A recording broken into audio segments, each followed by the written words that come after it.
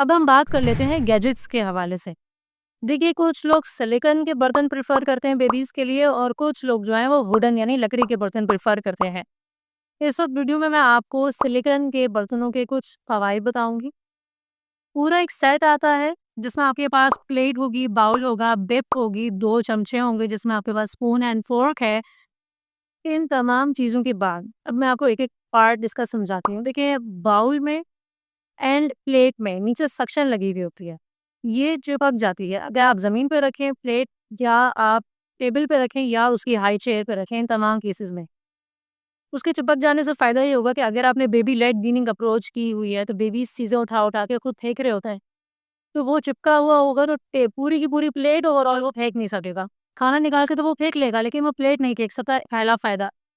इनके जो चमचे होते हैं स्पून्स, उन स्पून्स में बहुत ज़्यादा नर्म वो सिलिकॉन लगा हुआ होता है, तो वो बेबी के जब मुँह में जाता है तो कोई डैमेज नहीं होता उनके मुँह को, पहली बात। दूसरी चीज़, इन चमचों की जो गहराई है वो इतनी ज़्यादा नहीं होती, डीप नहीं होते, शैलो होते हैं। जब मुँह में लेके जाते हैं, जितना खाना उसके अंदर होता है ओवरऑल पूरा का पूरा वो बेबी के मुँह में चला जाता है और ये इतने सफाई से क्लियर हो जाता है कि चमचे में कुछ रहता नहीं है।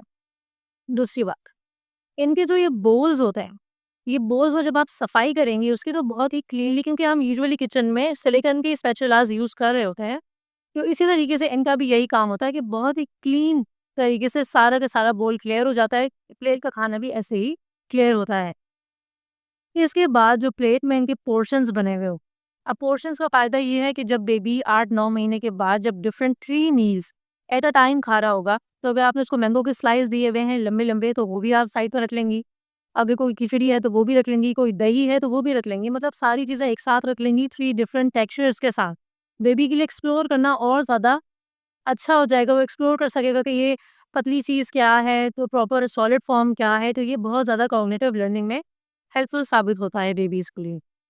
नेक्स्ट मैं बात करती हूँ बिप के हवाले से। देखिए, जो सिलिकॉन की बिप है, ये आगे से इनका यहाँ पे एक पोर्शन बना हुआ होता है जिसमें बार-बार जब भी बेबी खाना खा के गिराएगा, अगर उसके मुँह से गिर रहा है, तो वो उसमें जमा होना शुरू हो जाता है।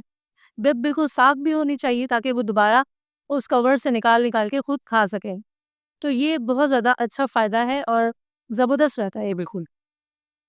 नेक्स्ट चीज़ तो बात करूँगी स्मॉक्स।